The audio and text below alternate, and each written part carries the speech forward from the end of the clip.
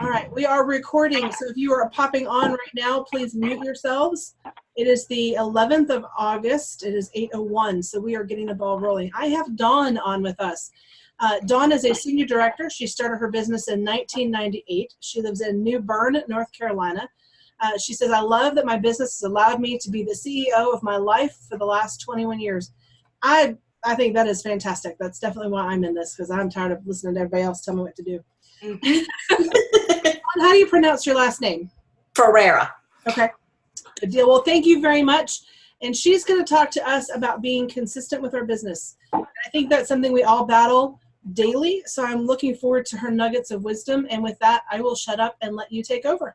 All right, great. Well, I just want to say thank you so much for inviting me to join your team and share just a little bit of insight. I do find that being in the business for 21 years, I've learned a lot.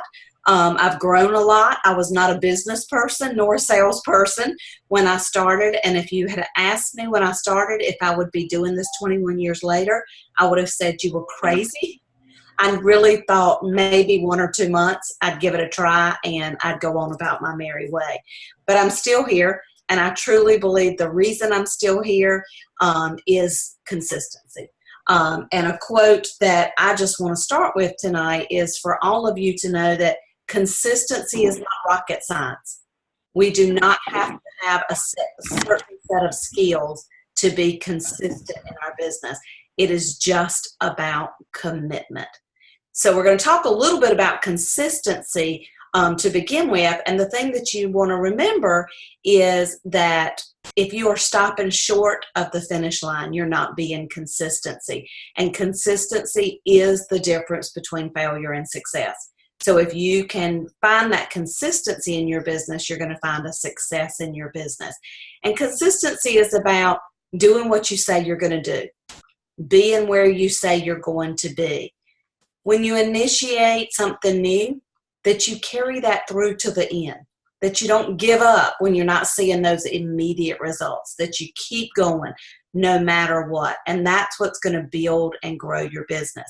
And there's several reasons why. When I was looking up consistency and the definition, I found a guy that was talking about it, and he said the reason that consistency is so important is, number one, is it allows for measurement.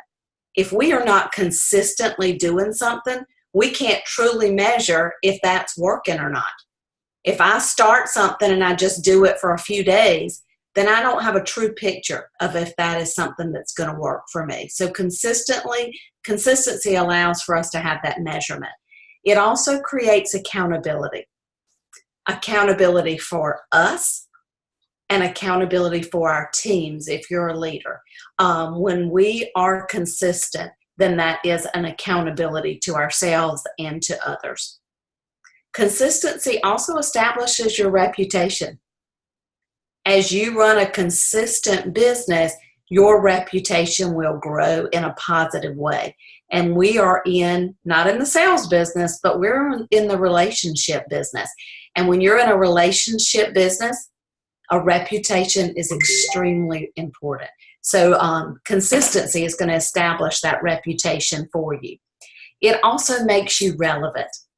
You think about all the people that are looking to you, your recruits, your team members, your customers, your hosts. They are all looking to you, and when they see that you are doing things consistently, then that makes you a relevant part of this business, a relevant consultant in the Pampered Chef. And consistency also maintains your message. So you want to keep a positive message out there, and when you're consistently working, that's going to maintain that message.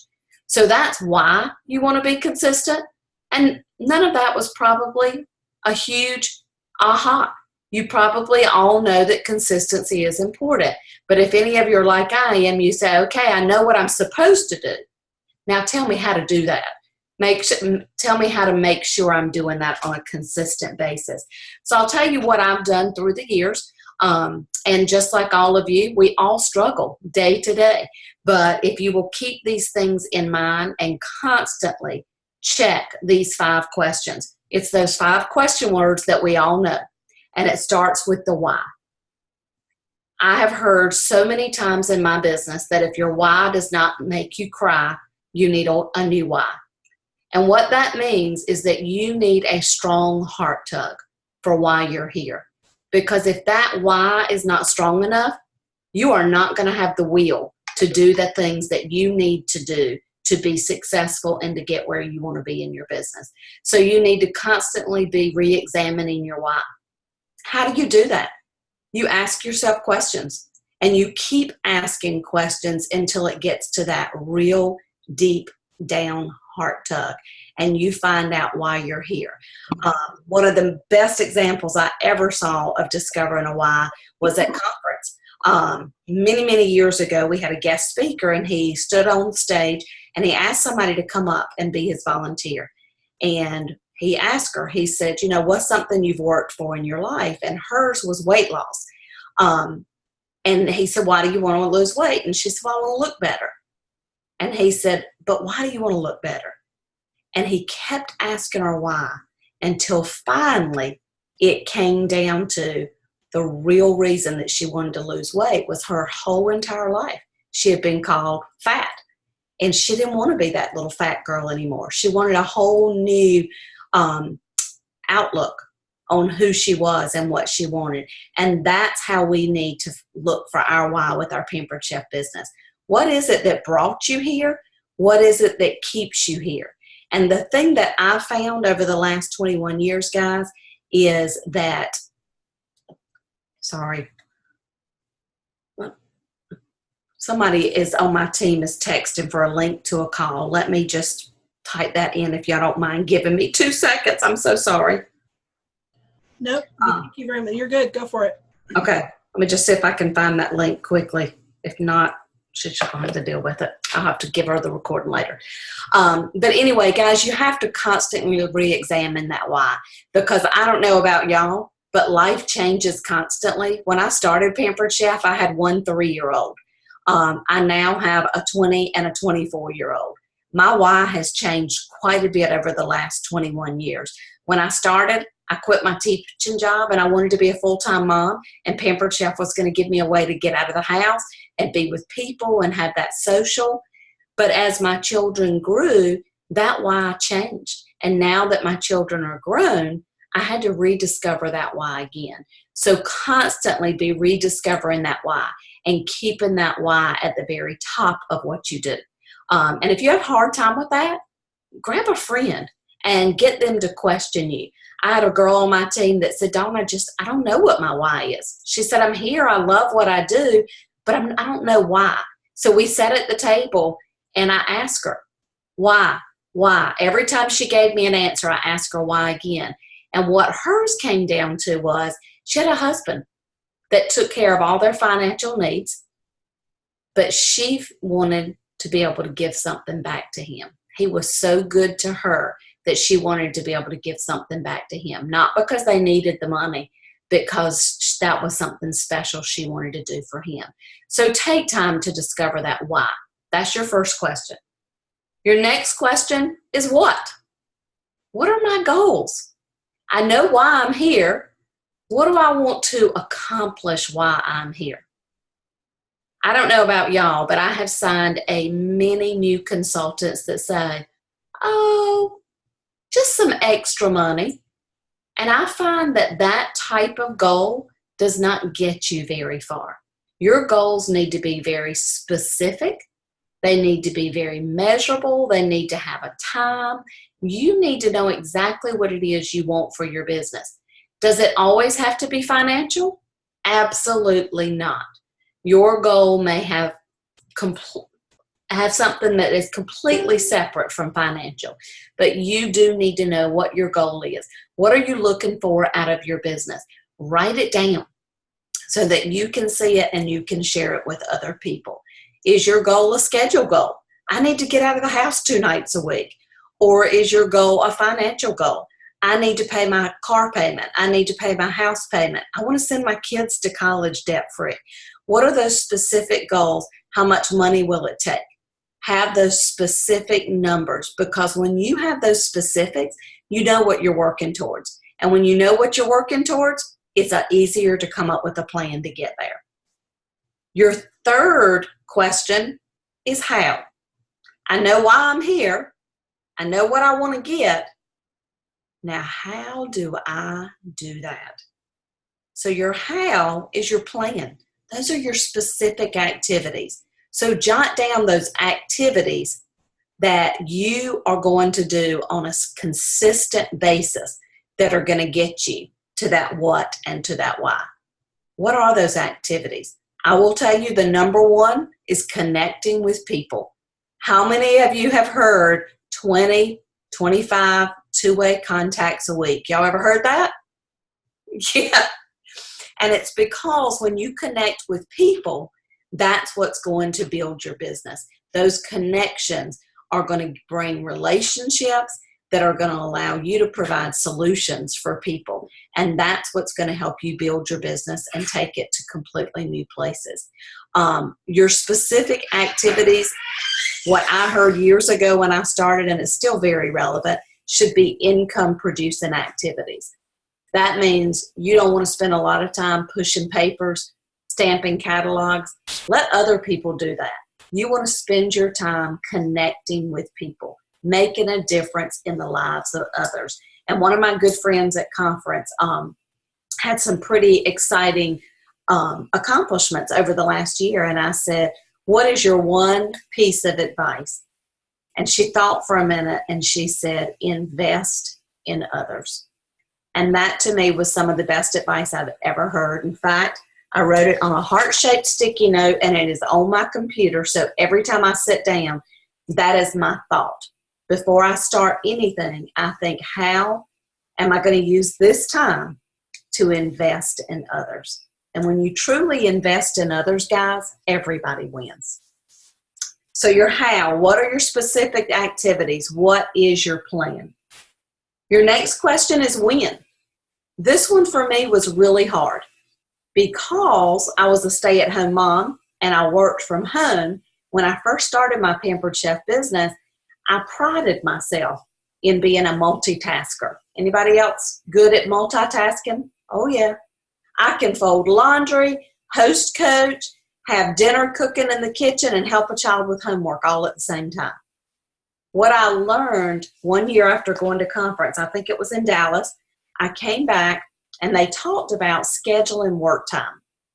Now, if you've ever had a traditional job, you typically have work hours. You know, you work from 8 to 5 or you work from 7 to 3. You have work hours. And while you're at work, you're expected to work, right? You don't get to run over there and fold a load of laundry or run in the kitchen and wash a dish. You're expected to work. So I came back from that conference and I said, from now on, I will schedule work time. And I figured out for me a plan of how many hours I needed to spend on my business a week. For my team, I came up with a formula that I feel is pretty accurate. I told them to come up with their monthly show goal and divide that in half. And that's how many hours outside of their shows they should be spending on their business a week. So if you want to do 8 shows a month and you're not a leader, you're a consultant, then about 4 hours a week outside your shows is going to help you get all the activities done that you need to do to keep that business going. For me, I'm a senior director, and for me, I feel like I need about 20 to 25 hours a week. I'm making full-time income. 20 to 25 hours a week is still very part-time hours, but I feel like 20 to 25 hours a week is good for me. So what I learned is that I needed to schedule that time. Sorry, I'm seeing questions over here. Kara, do I need to be reading those, or are you going to ask them? No, ma'am, I'm good. We're watching you. I'll send them to you when it gets to that point, if they are. Okay, good. So what I decided is that I would take my weekly schedule and I would schedule those hours. The beauty of this business is that those hours are flexible. Meaning if I want to take Friday off and take a long weekend and go on a trip with my family, that's perfectly okay. But I have to schedule those hours in those other 4 days. If I want to go to lunch with a friend, that's okay. I can take a 3-hour lunch because I work for myself and I work for home. The difference, though, in being successful with this business is that those hours are not optional. It's like I told my kids when they went to college, this is your full-time job, meaning you need to put 40 hours a week into your schoolwork. You can do that whenever you want. You can do it as soon as you leave class and get it all done and be free on the weekends and at night. Or you can goof around during the day and you're going to have to spend your nights and your weekends. So the same thing with your Pampered Chef business. You can work those hours whenever you want, but you have to work them. If you're not working them, you're not going to see the results. So I highly recommend that you schedule your time. Take a week at the time, a month at the time, whatever works best for you, and schedule that time. Write it in, share it with your family, and say, I'm going to be at my desk. I'm going to be in my office from 9 to 12 today. And I'm going to be talking to people. So don't bother me. I'm not going to fold laundry. I'm not going to go pick you up. I'm going to be at my desk working, and be committed to that. And then the last thing is who. Again, we are a relationship business. If we do not connect with people, guys, we are out of business. So who are you going to connect with? If you're a new consultant, and I'm not sure what y'all's makeup is, but if you're a new consultant, that's your launch list. That's your Frank's list. That's your list of 100, those people that you're reaching out to. If you're a seasoned consultant, those are your past hosts, your past customers. It's those people that you want to service on a regular basis. Because as Belinda Ellsworth says, if you don't take care of your customers, then somebody else will. And you're going to have to find new customers. And it's easier to take care of the customers we have than it is to go find new customers. So we should be spending time. The who are those customers, those guests, those hosts that we are taking care of. And we're not just there to be their consultant tonight at the show, but we are there to be their consultant for life. So when they have a question or a need, we're right there to help them out. So those are the 5 things that I have found that have helped me to be very consistent in my business. Why, what, how, when, and who. And I will tell you, my mom, who I will say has never been super supportive of my business, I think she thought, why in the world did you go to college to sell spatulas? But she will say, when she's talking to people, that the reason I've been successful is because I've always treated my Pampered Chef business like a job. The beauty of our Pampered Chef business is that it's not like a traditional job. That also can be the worst part of our business because it tends to give us the freedom to relax too much. So treat it like a job. If you want it to be a business, if you want to see those results, then you want to treat this like a job. And then I wanted to share with y'all something that I do with my team every meeting. And I'm going to try, see if I can screen share. I can. This is a postcard that I made up, and I give this out at the end of every meeting. I still do live team meetings. They're very relevant for my team. We are all mostly close by, and we will video in or Facebook Live in the ones that cannot be here. But at the end of the meeting, everyone fills this postcard out. They address it to themselves, and they leave it with me. And I write notes on it and put it in the mail to them 2 or 3 days after the meeting.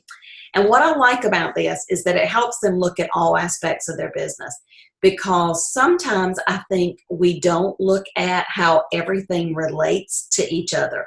Just like I told you, if you don't plan the time and the activities, then the goals are not going to happen.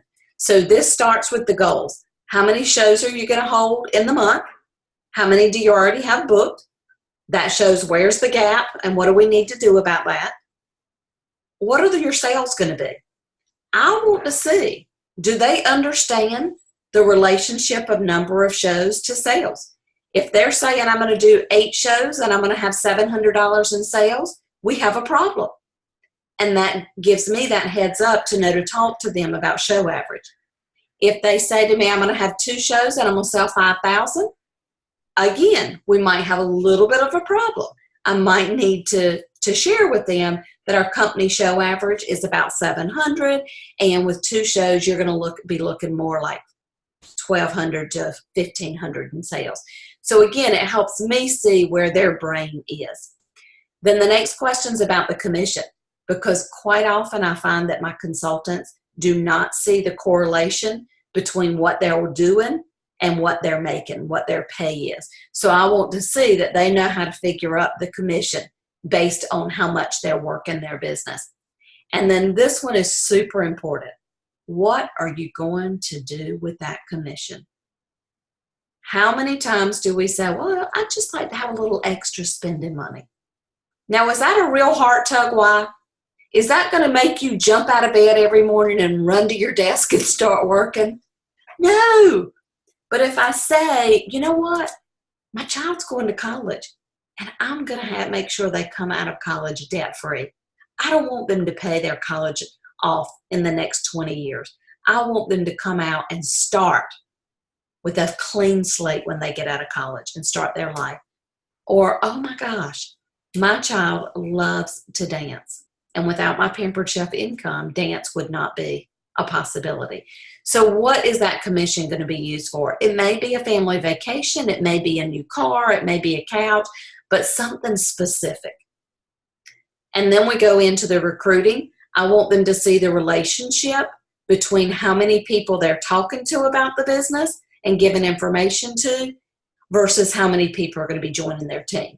If they tell me I'm going to give recruiting information to 2 people and I'm going to recruit 2, then we might need to have that conversation on how many people you truly need to give information to in order to get those people that are going to join your team. And then the last question is the most important. In order to achieve my personal goals, my business requires blank hours per week outside my shows. So again, I want to see that what they're thinking is relevant. I don't want them to think they have to work 40 hours and they only want to make $500 a month. Because again, they're going to burn out real fast. If they're working their business that hard and that's what they're seeing as their commission, they're going to burn out. I also don't want them to think, well, I'm going to do 1 show a month and I'm going to make $1,000 a month commission. I want them to be able to relate all of this stuff. So this is something we do every month. And if any of your leaders, what I do is if they bring this back to the next meeting and they've completed it and met their goals, then they get a Pampered Chef logo item. It may be a cup, it may be a shirt, but a Pampered Chef logo item. So it just keeps us all accountable to their goals, their plans, their scheduled time. So that is how consistency has worked for me. It's how I have helped teach consistency to my team. And then I did want to just end with another quote tonight. I love quotes. And this one was pretty cool to me. Success is the sum of small efforts repeated day in and day out. So guys, you don't need a grand scheme or plan. It's just doing it again and again and again. And you know that the only difference between the person that succeeds and the person that does not is the person that succeeds doesn't give up. So don't give up. Keep doing those little things and you will get wherever you want to be in your business. Woohoo! That was fantastic. One of the questions that came across was, well, a couple of people were talking back and forth about, helping their kids go through college debt-free. So thank you for your little comments on that. One of the questions was, do you have a formula for knowing how many hours they need to work to reach their goals? Yes. Again, I tell them to take their monthly show goal and divide that in half. So again, if it's a brand new consultant and they want to do 8 shows a month, then out and out, I will tell you, I know virtual is the new world and I have joined that world, but I'm still old school and a lot of my thinking is around the cooking show. So the virtual, I'm going to have to think a little bit more about that one. But for cooking shows, if you want to do 8 cooking shows a month, I think it's about 4 hours outside of your shows. That's going to allow you time to do your customer care, to do your host coaching, to do your booking and recruiting follow-up calls. And that's truly what most of that time is spent doing. Yes, we have a little bit of time we need to do host packets, clerical stuff, but the majority of your time needs to be spent connecting with people.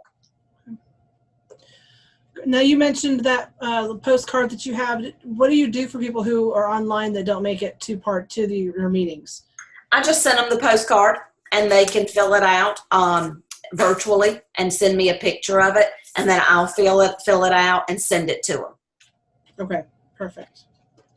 Because I know you said something about that, and I was trying to catch it, and I was typing as fast as my fingers could take me. Mm-hmm. Anybody else have any questions for Dawn? I do.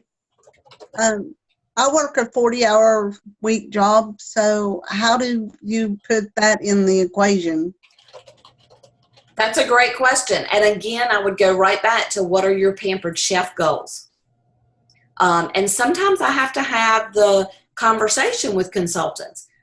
Are your goals schedule driven or are they income driven? And what I mean by that is, do you have so much time you can give the business and you can't give it anymore? Or do you have a specific income that the business needs to give you and that you can work whatever you need to work for that income? So that would be a question I would ask yourself. Do I have just a certain number of hours, or do I need a certain amount of income? And then you could decide what your business needs to look like. And I see what you're saying. With you working with a specific number in the end, that helps you realize how much more you have to put into it to get to that number. Right. I would just like to pay a couple bills. That doesn't answer that. Well, and a lot of times people say, Dawn, I really have 5 hours a week that I can work my Pampered Chef business. So that I'm able to take that and say to them, okay, 5 hours a week, you could do about a show a week. If you're doing cooking shows, if you were doing virtual shows, it would probably be about 2 a week. And then I would help them figure out what income that would bring. Some people say to me, I need to pay $1,000 mortgage every month. So whatever I have to do to make that $1,000, show me. I can work as many hours as I need to make that happen. Does that make sense? Does that answer your question? Yes. Okay, good. Great question. Anybody else? Y'all are too quiet. Come on. I see one. It's schedule driven. What is your advice? Oh. If schedule driven, again, if they say I can only give 5 hours a week, then we would probably have that discussion. Do you want to do live shows? Do you want to do virtual shows? And then we would figure out how many they could fit in to that schedule that they have. And then we would figure out what would the income look like based on that schedule. Does that help, Sharon? She's nodding her head yes. Okay. I'm not sure if you can see everybody, so. No, I can't, so thank you. Yeah. That was great information. I think we all need to coordinate that. I had to block time to where I had certain days that did certain functions because my days were scattered and I had to get so much done in that day. But if I tried to block it in like hour increments, I was done. It didn't work. When I started blocking off like a whole afternoon for this task or whatever, then I was able to work around the craziness of car rides and carpools and all that stuff. So, yeah, I definitely see that. And I have done that in the past. I don't know why I got away from that. Why in the world do we stop doing things that work? Do you want to do that? Who knows? It's working and you just quit it for some reason. But I had like a daily task list and I laminated it. And it was, 5 contacts a day. 1 thank you note a day, reach out to 2 consultants a day, whatever activities I was going to do each day of the week. And it just kept me on track. It made sure that I was touching every area of my business and I was getting everything done. And I don't know about y'all, but I am very list oriented, and it is very satisfying to me to check something off my list. Mm-hmm. So that's a really helpful task as well. Yeah, definitely. I would love to see a copy of that just to give me an idea for what stuff to put on mine. I like that idea. I'll have to see if I can find it, April. I told you I quit doing it. I don't know. and I just haven't managed to get myself back over to it. But I'll see if I can find it. Okay. Well, And again, we'd I love think it if you'd share your postcard template with us too. What program do you have that in? I have it in a couple of different ones. I should be able to share it in that group, right? Yeah. yes, ma'am. Yeah. I'll share it over there. That'd be awesome. Okay, I will. Great. Now Well, I you're appreciate you. you're a senior director. So how many directors do you have on your team now? I have 4 first, 1 second, 1 third, and 1 fourth. Cool. It's awesome. Nice. Getting close to executive. Yay. That is our goal. We are executive bound. Awesome. That's awesome. Very cool. Well, it's definitely providential that we sat behind you at conference. So I appreciate you again coming on tonight. And I told you I'd be sensitive of your time. So unless anybody has any other questions, it's 8:30 and you're off the hook. Well, y'all are awesome. Thank you so much for inviting Appreciate me. you. Thank you so much. It was Yes, amazing. thank you. Great. Thank y'all. I'll put this video out there so you can snag it too if you want to when it's done. Oh, great. Y'all are awesome. Thank you so much. Take care, guys. Thank you. Bye-bye. Thank you.